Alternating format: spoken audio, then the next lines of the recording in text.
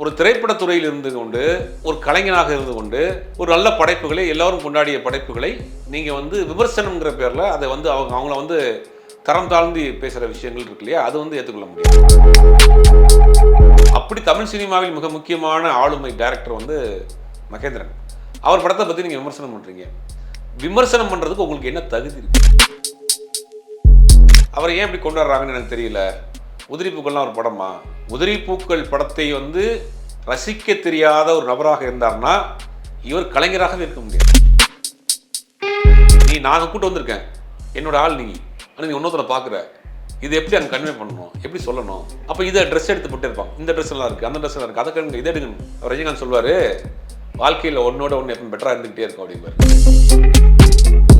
இவர் நடிகர் கமல்ஹாசன் அவர்கள் நடிப்பை பற்றி என்னங்க பெரிய நடிகர், சரத்குமாரோட நல்லா நடிச்சிருவாரா, அதுவும் காசி படத்தில் விக்ரம் அவர் நடிப்பை பற்றியும் விமர்சனம் பண்ணார். காசி படத்தில் என்னங்க அப்படி நடிச்சிருக்காரு அப்படின்னு கமல்ஹாசன் அவர்களையும் விக்ரம் அவர்களையும் வந்து ஒரு தவறாக விமர்சனம் பண்ணியிருக்காரு. ஏன் இவர் வந்து தொடர்ந்து பல தவறான விமர்சனம் முன் வைக்கிறாரு அப்படின்னு ஒரு கேள்வி அவர். இதெல்லாம் நீங்கள் எப்படி பார்க்குறீங்க? இல்லை, அவருக்கு மண்டபத்தில் ஏதோ கோளாறு இருக்கும். அமீர் கூட ஒரு பதிவு போட்டிருக்காரு. அவர் என்ன சொல்லியிருக்காருன்னா, ஒரு மாபெரும் ஒரு படைப்பாளி இயக்குனரை வந்து விமர்சனம் பண்ணத்தையும் விமர்சனம் பண்ணியிருக்காரு, அதை வந்து வன்மையாக கண்டிக்கணும் மறைமுகமாக வந்து சொல்லியிருக்காருங்களே. பிரபலம் எப்படி பார்க்குறாங்க எல்லாருமே? என்னன்னா இவருடைய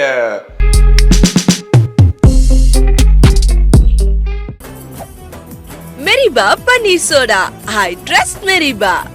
உலகெங்கிலும் உள்ள கிங் டிவி சொந்தங்கள் அனைவருக்கும் வணக்கம். இன்று நாம் நேர்காணலுடன் இணைந்திருக்கும் சிறப்பு விருந்தினர் மூத்த பத்திரிகையாளர் திரு சுபேர் அவர்கள். வாங்க பேசுவோம் சார். வணக்கம் சார். வணக்கம். இயக்குனர் ராஜகுமாரன், இல்லை நம்ம அப்படியே சொல்றதை விட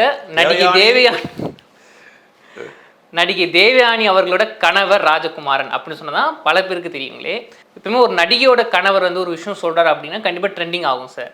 ஆனால் இவர் வந்து கொஞ்சம் குறிப்பிட்ட காலத்தில் மட்டுமே நிறைய விமர்சனம் முன்வைக்கிறாரு. ஆனால் அதெல்லாம் வந்து இந்த விமர்சனம் ஏற்றுக்கொள்ள முடியுமா அப்படின்னு ஒரு கேள்வியோ தான் அவர் வைக்கிறார்களே.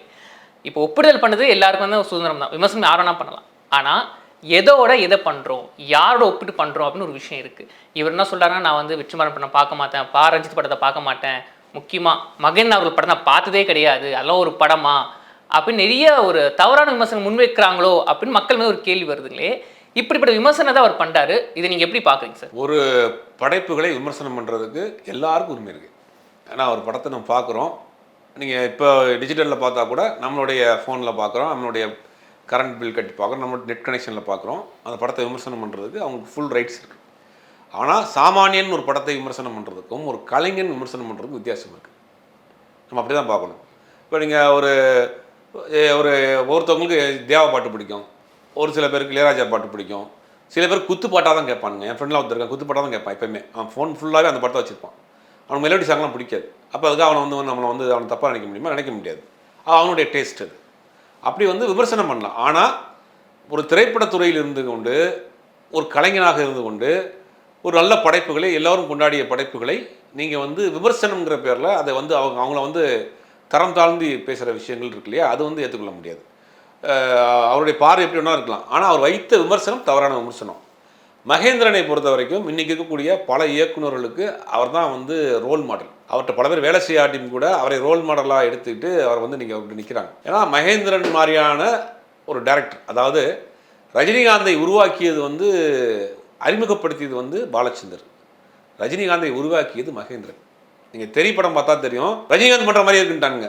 கிடையாது, மகேந்திரன் மாதிரி தான் ரஜினிகாந்த் பண்ணுறாரு. அது ரஜினிகாந்தே சொல்லிட்டார் ஒரு இடத்துல, மைந்தன் சார் மாதிரி நான் பண்ணுறேன் அப்படின்னா, நான் என்ன மாதிரி பண்ணுறேன்னா மைந்தன் சார் தான் காரணம். ஒவ்வொரு டைரக்டருக்கும் ஒரு பார்வை இருக்குது. ஒவ்வொரு டைரக்டருக்கு கையில் போனதுக்கு பிறகு அவங்க எப்படி மாறுவாங்கன்றது. உதாரணத்துக்கு எடுத்துட்டோம்னா சூர்யா வந்து நந்தா படத்துக்கு முன்னாடி வரைக்கும் சின்ன சின்ன படங்கள் பண்ணிட்டு இருந்தாப்புல அவ்வளோ பேசப்படக்கூடிய நடிகராக இல்லை. விமர்சனம் வந்துச்சு, இவருக்கு என்னப்பா பெருசாக நடிக்க வர மாட்டேங்குது அப்படின்ற மாதிரி நிறைய விமர்சனங்கள் வந்துச்சு. நந்தாவுக்கு பிறகு ஒட்டுமொத்தமாக இன்னொரு பிறவின்றாங்க இல்லையா, அந்த மாதிரி இன்னொரு பிறவியை எடுத்து கொடுத்தது வந்து பாலா. அவருடைய பாடி லாங்குவேஜ், அவருடைய டைலாக் டெலிவரி, அவருடைய லுக், ஒட்டுமொத்தமாக ஒரு டைரக்டரை மாற்றுறாரு.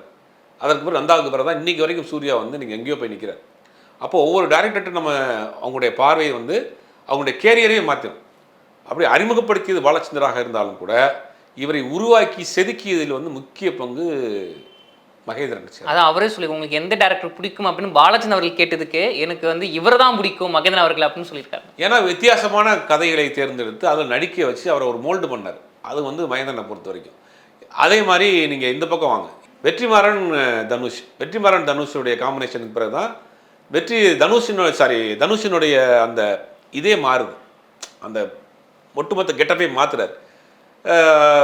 முதல் படம் பண்ணுறாங்க பொல்லாதவனில் ஒட்டுமொத்தமாக அந்த பாடி லாங்குவேஜை, அவருடைய லுக்கு, டைலாக் டெலிவரி எல்லாத்தையும் மாற்றி விட்டார். அதுக்கு பிறகு அசுரனில் தனுஷை வந்து வேறொரு இடத்துக்கு கொண்டு போனார். ஒரு 30 வயசு பையன், 35 வயசு பையன் ஒரு 50 வயசு ஆளுடைய கெட்டப் பண்ணணும்னா ரொம்ப கஷ்டம். டை அடிச்சிடலாம், வந்து மூஞ்சிக்கு மேக்கப் பண்ணிடலாம். ஆனால் அந்த பாடி லாங்குவேஜ் ஒன்று இருக்குல்ல, அது ரொம்ப கஷ்டம் கொண்டு வருது. வயதானவங்களுடைய பாடி லாங்குவேஜ் கொண்டு வரணும், குரலையும் காட்டணும். சிவசாமி கேரக்டர் வந்து டயலாக் முதல் கொண்டு வயசானவங்க பேசுகிறப்ப ஒரு தடுமாற்றம் அது மூலம் கொண்டு வந்திருப்பார். அப்போ ஒவ்வொரு டைரக்டர்கிட்ட கிடைக்கிறப்ப அவங்க பாரு. அப்படி தமிழ் சினிமாவில் மிக முக்கியமான ஆளுமை டைரக்டர் வந்து மகேந்திரன். அவர் படத்தை பற்றி நீங்கள் விமர்சனம் பண்ணுறீங்க. விமர்சனம் பண்ணுறதுக்கு உங்களுக்கு என்ன தகுதி இருக்குது? இப்போ நீங்கள் என்ன தகுதி இருக்குது அப்படின்னு நம்ம இன்னொரு பக்கம் பார்க்கணும் இல்லைங்க சார். நீ வருவாய் என ஒரு படம் வந்து ஒரு டைரக்ஷன் பண்ணி அதில் வந்து கதையாசிரியர் இருந்தார். அந்த படத்தில் நீ வருவாய் டைரக்டர் தான் அவர். நீ வருவாய் என படத்தினுடைய அவருக்கு முதல் படம் அது. ஆர்பிஐ சௌத்ரி தயாரிக்க பார்த்திபன் நடிக்கக்கூடிய படம். அவரோட முதல் படத்தை இயக்கியிருக்கிறார். அந்த படம் வந்து ஒரு நல்ல கான்செப்ட். அதாவது எப்படின்னா, அஜித் வந்து தேவயானிக்கு ஃபிக்ஸ் பண்ண கணவராக இருப்பார். ஒரு கட்டத்தில் வந்து இறந்து போவார். அவருடைய கண் எடுத்து இவருக்கு வைப்பாங்க. அது கதையில் நல்ல கதை தான். அதான் அந்த படத்துக்காக சிறந்த கதையாசிரியர் விருது வாங்க தமிழக அரசு விருது. இப்போ இவருக்கு வந்து தகுதி இல்லைங்களா விமர்சனம் பண்ணுறதுக்கு? தகுதி இல்லைன்னு சொல்ல, விமர்சனத்தை எப்படி பண்ணுறீங்கன்னு இருக்குல்ல. மகேந்திரன்லாம் ஒரு இயக்குனராங்கிற அந்த டோனில் போய்ச்சா தான் தப்பு. நீங்கள் அவருடைய படைப்புகளை விமர்சனம் பண்ணுங்க. அவர் நேரடியாக விமர்சனம் பண்ணுற மாதிரி இருக்குல்ல.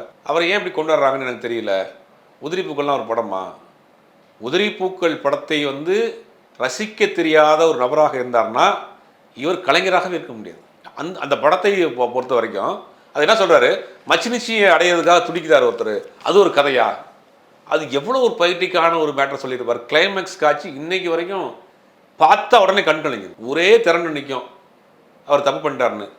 அப்போ ஒரு டைலாக் பேசுவார், நான் வந்து இந்த எல்லோரும் வந்து நான் நல்ல கெட்டவனாகவே இருந்தேன், எல்லோரும் நீங்கள் நல்லவனா, நீங்கள் கெட்டவன் ஆகிட்டு என்ன நல்லவன் ஆகிட்டீங்க, தண்டனை நீயே கொடுத்துக்கம்பாங்க. அந்த கதை கிளைமேக்ஸ் என்னென்னா, இவரை வந்து ஊரே சேர்ந்து அவரை வந்து நிற்கும். அவர் என்ன சொல்லுவார், என்னையை அடித்து நீங்கள் கெட்டவனாயிராதீங்க, என்னையை கொண்டுட்டு நீங்கள் வந்து கெட்டவனாயிராதீங்க, நானே வந்து என்னுடைய முடிவு எடுத்துக்கிறேன்னு சொல்லிட்டு அந்த ஆற்றுல இறங்குவார். ஒரு கொடூரமான நபர் தான், ரொம்ப ஒரு பண்ணையார்த்தனம் உள்ள ஒரு நபர் தான்.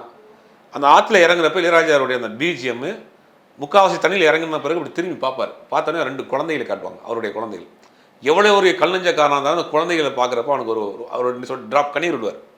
கண்ணீர் விட்டு அந்த ஆற்றுல அப்படியே இறங்கிடுவார். அவன் போகிறப்ப ஒரு டைலாக் பேசுவார், அந்த சீனை ரசிக்க தெரியாத ஒரு மனிதன் இருந்தான்னா அவன் நல்ல கலைஞனாக இருக்க முடியாதுன்னு நான் சொல்லுவேன். அப்படிப்பட்ட ஒரு இயக்குனரை அந்த படத்தை வந்து தேசிய விருது வாங்கின படம், அந்த படத்தை நீங்கள் விமர்சனம் பண்ணுறீங்க அப்படின்னா உங்களுடைய கலை ரசனை எந்த அளவுகோலில் இருக்கிறது? அது இன்னொரு விஷயம் சொன்னார், ராமநாராயணன் 100 படங்கள் மேலே பார்த்தவர், ஆனால் இவர் வந்து 1, 2, 3 படங்கள்லாம் எடுத்திருக்காரு, இவரை போய் தலை வச்சு கொண்டாடிங்கன்னு சொல்கிற கருத்துக்கெல்லாம் முன்வைக்கிறார். இல்லை, ராமநாராயணையும் இவரையும் ஒப்பிடவே கூடாது. ராமநாராயணன் வந்து ஒரு கமர்ஷியல் டைரக்டர். அவர் படம் போடக்கூடிய தயாரிப்பாளருக்கு லாபத்தை கொடுத்த ஒரு இயக்குனர், தொடர்ந்து படம் பண்ணவர். அது அவருடைய கேட்டகரி வேறு. அவரோடு இவரை நீங்கள் வந்து ஒப்பிட்டு பேசக்கூடாது.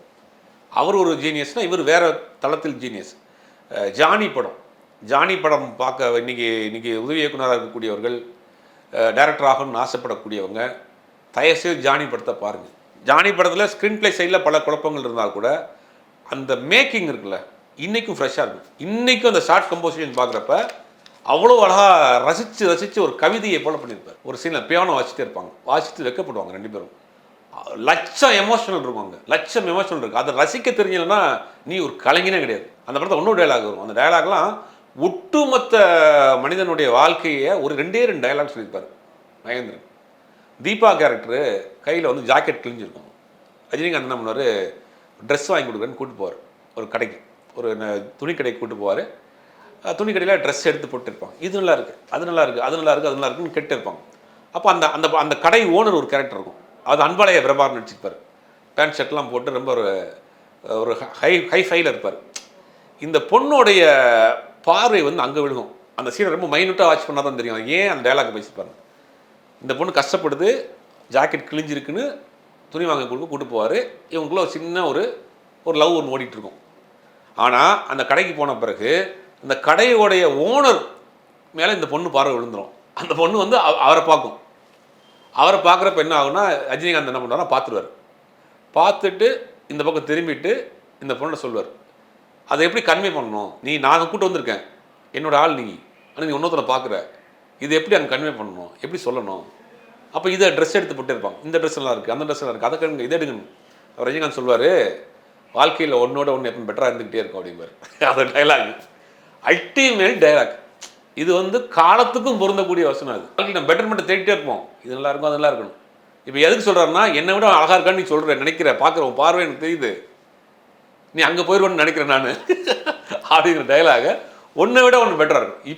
இப்படி ஒரு ரசித்து படம் பண்ணக்கூடிய அந்த படம் ஜானி படத்தில் இன்னொரு காட்சி எல்லாருக்கும் தெரியும். அந்த காற்றில் எந்தன் கீதம்னு ஒரு பாட்டு, அந்த பாட்டு அல்டிமேட் பாட்டு, பல விருதுகளை வாங்கிய பாட்டு. ஜானி அவ்வளோ குலைவாக பாடியிருப்பாங்க. அந்த பாட்டை ரெக்கார்ட் பண்ணிட்டாங்க.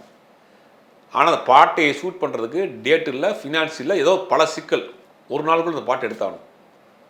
அந்த பாட்டை என்ன பண்ணாங்கன்னா, மகேந்திரன் ரொம்ப பிரில்லியண்ட்டாக என்ன பண்ணியிருக்காரு, அவங்கள அந்த பாட்டை நீங்கள் இன்றைக்கி பார்த்தீங்கன்னா தெரியும், ஒரு 4-5 ஆங்கிளில் தான் ஃபுல் பாட்டு இருக்கும். மைக்கில் பாடிட்டு இருப்பாங்க, இந்த பக்கம் காட்டுவாங்க, இந்த பக்கம் காட்டுவாங்க, இந்த பக்கம் காட்டுவாங்க, ஃபுல் பாட்டு முடிஞ்சிடும்.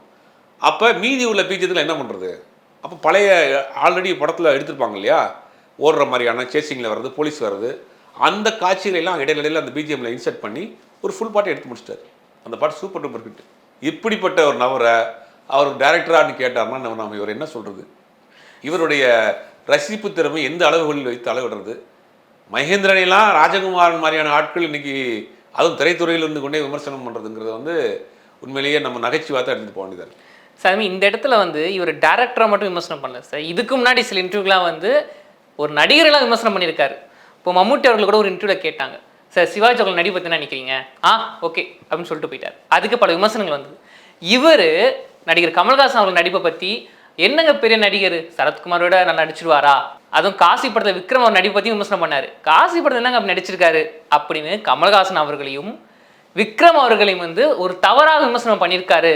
ஏன் இவர் வந்து தொடர்ந்து பல தவறான விமர்சனம் முன்வைக்கிறாரு அப்படின்னு ஒரு கேள்வி வரும். இதெல்லாம் நீங்கள் எப்படி பார்க்குறீங்க? இல்லை, அவருக்கு மண்டக்குள்ள ஏதோ கோளாறு இருக்கு போல, அப்படி தான் நினச்சிக்கணும். ரஞ்சித் மண்டக்குள்ள கோளாறு இருக்கா, மண்டக்குள்ள வேறு ஏதாவது இருக்கான்னு தெரியல. ரஞ்சித், வெற்றிமாறன், விக்ரம் இப்படி எல்லாத்தையும் ஒரு வேற ஒரு கோணத்தில் இவர் பார்க்குறது, இவருக்கு வேறு எதுவும் வேறு கண்ணோட்டத்தோடு பார்க்குறாரா அப்படிங்கிறது நமக்கு தெரியல. பட்டு விக்ரமை பொறுத்த வரைக்கும் ஒரு மிகச்சிறந்த கலைஞர்கள் மாற்றுக்கிறது கிடையாது. காசி படத்தில் அந்த இத்தனைக்கும் இன்றைக்கெலாம் நிறையா டெக்னாலஜி வந்துச்சு. அன்றைக்கெலாம் அவங்க வந்து ஒரு ஆர்டிஃபிஷியல் கண்ணு வச்சு நடிச்சுட்டு போயிடலாம். அது லைவாகவே பண்ணார். அது அப்படிப்பட்டு கஷ்டப்பட்டு நடித்தவங்களை வெறும் ஒரே வார்த்தை என்ன நடிகர் அப்படின்னு சொல்கிறது. இவருடைய பார்வையில் கோளாறு இருக்குது. காசி படத்தில் நடித்த விக்ரமின் கண் கோளாறு இல்லை, இவர் பார்த்த ராஜகுமாரன் கண்ணில் கோளாறு இருக்குது. அப்படி தான் எடுத்துக்கிற வேண்டியதாக இருக்குது. அப்போ ஏதோ ஒரு இன்டென்ஷனில் பேச ஒரு வெறுப்பில் பேசுகிறாரு. சினிமா துறை நம்மளை கண்டுக்கல, நம்ம பப்ளிசிட்டிக்காக பண்ணுறான்னு பார்க்குறேன். அதை நியாயப்படுத்துகிற மாதிரி திருப்பியும் பேசுகிறார். நான் அப்படி சொல்லணும். கிழக்கே போகும் ரயிலை சொல்கிறாரு. கிழக்கே போகும் ரயில் படம் வந்து வரதராஜா படங்களே அது ஒரு அல்டிமேட்டான படம். ரொம்ப புதுசாக ஒன்று பண்ணியிருப்பார். அந்த கதாநாயகன் அங்கே சிட்டியில் இருப்பான், அன்றைக்கி கம்யூனிகேஷன் கிடையாது. அந்த ரயிலில் பின்னாடி இந்த பாஞ்சாலி எழுதி விடுவா, திருப்பி பதில் அந்த அடுத்த நாள் காலத்தில் ட்ரெயின் வரப்போ அந்த பதில் அவன் எழுதுவான். இந்த கம்யூனிகேஷன் இதெல்லாம் இவங்க யோசிச்சுப்பாங்க எவ்வளோ பொயட்டிக்காக இருக்குன்னு ஒரு கதை. இந்த கதையை அது என்னங்க கதை, அது மாதிரி ரயில் வருதா போகுதா பாட்டு பாடுறாங்களான்ற மாதிரி இவர் பேசுகிறாரு. ஆச்சரியமாக இருக்குது. இவர் எப்படி பல படங்கள் விக்ரமன் மாதிரியான ஒரு பெரிய இயக்குநர்கிட்ட உதவி இயக்குனராக இருந்தார். முதல் படம் வந்து நீர்வாயினா ரொம்ப பிடிக்கும், நல்ல படம் தான். நல்ல கதை அம்சமே, நல்ல கதை, நல்ல பர்சன்டேஜ் நல்லா பண்ணியிருப்பார். காமெடியாகவே கதையை கொண்டு போயிருப்பார். ரமேஷ் கண்ணா, பார்த்திபன் காமெடி. அப்படிப்பட்ட நபர் ஏன் இவ்வளவு விமர்சனம் போச்சு, இவருடைய ரசனை ஏன் இவ்வளோ மங்கி போச்சு, இவர் பார்வை ஏன் இப்படி குறுகி போச்சுன்றது நமக்கு தெரியல. அது சார் இந்த இடத்துல நம்ம இன்னொரு விஷயம் பார்க்க வேண்டியிருக்கு சார். அதை ஃபஸ்ட்டே சொன்னாங்க பார்த்தீங்களா, நடிகை தேவயானி அவர்களோட கணவர். இப்போ இவர் வந்து இது மாதிரி தவறான குற்றச்சாட்டு முன்வைக்கிறதுனால தேவயானி அவர்களுக்கு வந்து ஒரு தவறான பார்வை வந்துருமோ, அவங்க மேலே தவறான குற்றச்சாட்டு சில வச்சிருவாங்களோ, அவங்களுக்கு வர வேண்டிய வாய்ப்புகள் போயிருமோ அப்படின்னு மக்கள் சில பேர் கேள்விலாம் கேட்குறாங்க. தேவயானி மைண்ட் வாஷ், உனக்கு 3 நேரம் சோத்தை போட்டு வீட்டில் வச்சதுக்கு நல்லா செய்கிறப்பா அப்படின்ற மாதிரி தான் அவங்க புலம்பிப்பாங்க. தேவயானியை பொறுத்த வரைக்கும் இண்டஸ்ட்ரிக்குள்ளே எல்லாருக்கூடையும் ஃப்ரெண்ட்லியாக இருக்குன்ற மாதிரி தான் நினைப்பாங்க. கமல்ஹாசன் கூடயும் நடிச்சிருக்கிறாங்க, ரஜினி சார் எல்லாருக்கூடையும் நடிச்சிருக்கிறாங்க. அவங்க இண்டஸ்ட்ரிக்குள்ளே யார்ட்டையும் எந்த இதுவும் வச்சுக்கூடாதுன்னு நினைப்பாங்க. ஆனால் இவர் பேசுகிறது ஏதாவது பிரச்சனையை இவருக்கு இழுத்து விட்டு வந்துடுவாரோ, இண்டஸ்ட்ரிக்குள்ளே நமக்கு பேர் கட்டு போயிருமாங்கிற மாதிரி தான். ஏன்னா அந்த பொண்ணையும் திருப்பி பாடலாம் கொண்டு வந்திருக்காங்க.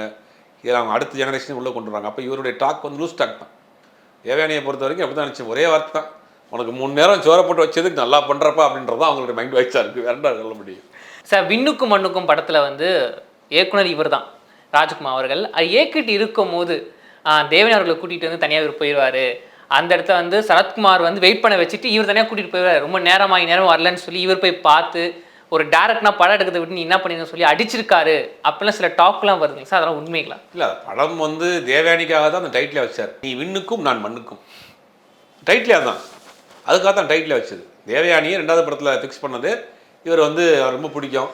எப்படியோ தன்னுடைய காதலை படம் எடுக்கிறோமோ இல்லையோ நம்ம காதலை கன்ஃபார்ம் பண்ணிடுவோங்கிறதுக்காக தான் படம் எடுക്കുക. அதுதான் டைட்டிலே வைக்கிறார். விண்ணுக்கும் நீ விண்ணில் இருக்கிற நான் மண்ணில் இருக்கிறேன், நம்ம 2 பேரும் சேர்ந்தா நட்சத்திரங்கள் ஜொலிக்கும் அப்படின்னு பொயட்டிக்காக வந்து ஒரு கதையை வச்சிருக்கிறாரு. இப்போ அப்போலாம் வந்து அடிக்க மாட்டாங்க. நீங்கள் வந்து இப்போ அவர் டைரக்டர் ஆகிட்டார். நீங்கள் அசிஸ்டன்ட் டைரக்டராக இருக்கப்போ நடிகர்கள் கை வைப்பாங்க, கோவப்படலாம் வாய்ப்பு இருக்குது. இந்த தகவல் தவறான தகவல். ஏன்னா அப்போ அவர் டைரக்டர் ஆகிட்டார்ல. முதல் படம் இனி ஒரு வாயினை பண்ணார், பெரிய ஹிட்டு. 2வது படம் பண்ணுறாரு விக்ரம் அப்போ வந்து பீக்கில் இருக்கிறாரு, விக்ரம் அவருக்கும் நடிக்கிறாரு. அப்படிங்கும்போது இவர் அந்த ஷூட்டிங் ஸ்பாட்லேயே ஒரு காதல் அங்கே தான் வளர்த்துருக்காரு, தண்ணி ஊற்றி உரம் போட்டு அங்கே தான் வளர்த்துருக்காரு. ஆனால் அடிச்சதுங்கிற தகவலாம் தவறான தகவல். ஆனால் சார் இந்த படத்தால் வந்து இப்போ நான் எனக்கு ஒரு ஒப்பிடு அதாவது ஒரு கம்பேரிசன் பண்ணி ஒரு கேள்வி கேட்குறேங்க சார். இந்த படத்தில் ஆர்பி சௌத்ரி அவர்களோட ஃப்ரெண்ட் என்ன சொல்லியிருக்காங்கன்னா, ஆர்பி சௌத்ரி அவர்களுக்கு வந்து இந்த படம் வந்து நஷ்டமாக தான் போச்சு, 6 கோடி. அதுக்கு அவர் என்ன சொன்னார்னா, பரவாயில்ல விடுங்க, அவங்க கல்யாணத்துக்கு வந்து மொய் எதனா இருந்துட்டு போட்டோம், அங்கே தானே காதல் மறந்தது. இப்படிப்பட்ட ஒரு இயக்குனர். இங்கே இப்படி பார்த்தீங்கன்னா மகேந்திரன் அவர்கள் அவரோட கடைசி படம் சாசனம் படத்தில் வந்து ஒரு அசிஸ்டன்ட் டைரக்டர் தான் புதுசாக வராரு. அவர் அந்த படம்லாம் எல்லாம் முடிஞ்ச பிறகு ஒர்க்லாம் முடிஞ்ச பிறகு அவர் கேட்டிருக்காருலாம். அவரோட ஃப்ரெண்ட் ஒரு இன்டர்வியூ சொல்லியிருக்காரு, ஏங்க நீங்கள் எல்லா படத்துலையும் வந்து ஃபிலிம் பை மகேந்திரன் போடுறதே கிடையாது. அதுக்கு அவர் சொன்னாருங்களாம், ஒரு படம் உருவாவதற்கு காரணம் டேரக்டர் மட்டும் கிடையாது, பல பேரோட கூட்டு முயற்சி, அதனால எந்த படம் ஃபிலிம் பை மகேந்திரன் போடுறதே கிடையாது அப்படின்னு ஒரு இயக்குனர் இங்கே சொல்கிறாரு. இங்கே இன்னொரு இயக்குனர் வந்து ப்ரொடியூசரோட பணத்தை தன்னோட காதலை வளர்க்குறாரு. இதை எப்படி சார் பார்க்குறீங்க? ஒரு ஃபிலிம் பை மகேந்திரன் போடுறதுக்கு முழு தகுதியும் உள்ளவர். ஏன்னா அந்த காலத்தில் வந்து கதை ஒருத்தவங்க எழுதுவாங்க, வசனம் ஒருத்தவங்க எழுதுவாங்க. இவர் பேசிக்காக ரைட்டர். தங்கப்பதக்கம் படத்துக்கு இவர் கதை வசனம், எம்ஜிஆர் படத்துக்கு வசனம் கதை வசனம் எழுதியிருக்காரு. அதுக்கு பிறகு முதல்ல வந்து சில பத்திரிகைகளில் சினிமா விமர்சனங்கள் எழுதிட்டு இருந்தார். இவர் பேசிக்கே ரைட்டர், அதுக்கு பிறகு தான் டைரக்டர். அப்போ எல்லா வேலையும் தெரிஞ்சவர். அப்படி தெரிஞ்ச ஒரே ஒருத்தர் வந்து நான் ஃபிலிம் பைன் போட மாட்டேன்றார். அது அவருடைய பெருந்தன்மை. ஆனால் அவரை பற்றி இவர் விமர்சனம் பண்ணியிருக்காருங்களே. அதான் சொல்கிறேன். நீங்கள் அவரை நீங்கள் அவர் மறைந்துட்டார். அவருடைய பையன் ஜான் மகேந்திரன் சச்சின் படம்லாம் அவங்க கூட பண்ணார். அவர் கூட படம் பண்ண போகிறார். ஆனால் வந்து ஒரு மறைந்த ஒரு நபர்களை நீங்கள் வந்து விமர்சனம் பண்ணுறதே தப்புன்னு நினைக்கிறேன். எல்லோரும் கொண்டாடக்கூடிய ஒரு இயக்குனரை அவர் இறந்தும் போயிட்டார். இப்போ நீங்கள் அவரை பேசணும்னு அவசியம் இருக்குது. என்னோட லாஸ்ட் கொஸ்டின் சார், இப்போ இந்த ஒரு இஷ்யூவை வந்து மக்கள் பார்க்குறது விடுங்க, இப்போ சினிமாவில் இருக்க பிரபலங்கள் எப்படி பார்க்குங்க? ஏன்னா அமீர் கூட ஒரு பதிவு போட்டிருக்காரு. அவர் என்ன சொல்லியிருக்காருன்னா, ஒரு மாபெரும் ஒரு படைப்பாளி இயக்குனரை வந்து விமர்சனம் பண்ணத்தையும் விமர்சனம் பண்ணியிருக்காரு, அதை வந்து வன்மையாக கண்டிக்கணும் மறைமுகமாக வந்து சொல்லியிருக்காருங்களே. பிரபலங்கள் எப்படி பார்க்குறாங்க? எல்லாருமே என்னன்னா, ராஜகுமாரனோட இப்படி தான், இவருடைய குவாலிட்டி இவ்வளோதான், இவருடைய ரசிப்புத்தன்மை இவ்வளோதான் அப்படின்னு அவரை தாழ்த்திக்கிட்டார். இண்டஸ்ட்ரியில் அப்படி தான் பார்ப்பாங்க. எல்லாரும் கொண்டாடக்கூடிய, எல்லாரும் ரசிக்கக்கூடிய பூ அழகு இல்லைன்னு ஒருத்தர் சொல்கிறார் வச்சுங்களேன், மல்லிக்கு வாசம் இல்லைன்னு ஒருத்தர் சொன்னார் வச்சுங்களேன், அப்போ அவர்கிட்ட தானே குறைபாடு. மல்லிப்பூ வாசம் இல்லைன்னு ஒருத்தர் சொல்கிறார் வச்சுங்க, அப்போ அவர் மூக்கில் குறைபாடு. பூ அழகா இல்லைன்னு சொன்னார்னா அவர் கண்ணில் குறைபாடு. அப்போ குறைபாடோடு இருக்கிறவங்க தான் கடந்து போயிடுவாங்க. அவர்கிட்ட போய் என்னத்தை பேச முடியும்? அவ்வளோதான். நன்றி சார், தொடர்ந்து பேசுவோம். நன்றி. மெரிபா பன்னீர் சோடா, ஐ ட்ரஸ்ட் மெரிபா.